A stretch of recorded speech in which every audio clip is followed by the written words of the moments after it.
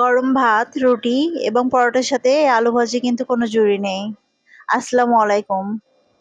আজকে আমি আলু ভাজি রেসিপি শেয়ার করব শুধুমাত্র যারা জানে না তাদের জন্য।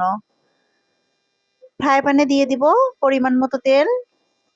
তেল গরম হয়ে আসলে দিয়ে দিব দুটো বড় সাইজের পেঁয়াজ কুচি।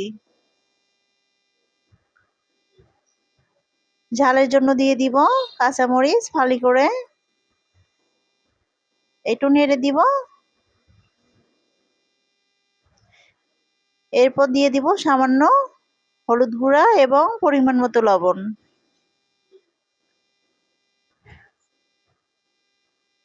তেলের সঙ্গে একটু নাড়িয়ে দিব। এরপর কেটে ধুয়ে পরিষ্কার করে রাখা আলু কুচিগুলো দিয়ে দিব। সামান্য পরিমাণ লাল মরিচের গুঁড়া দিব। সবকিছু ভালোভাবে মিক্সড করে নিব।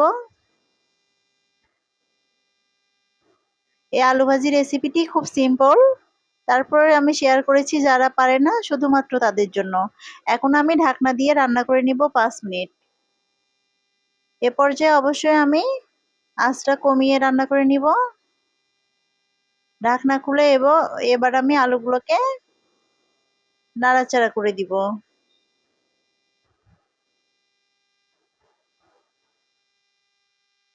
এ পর্যায়ে দিয়ে দিব আমি 2টা কাঁচামরিচ ফালি।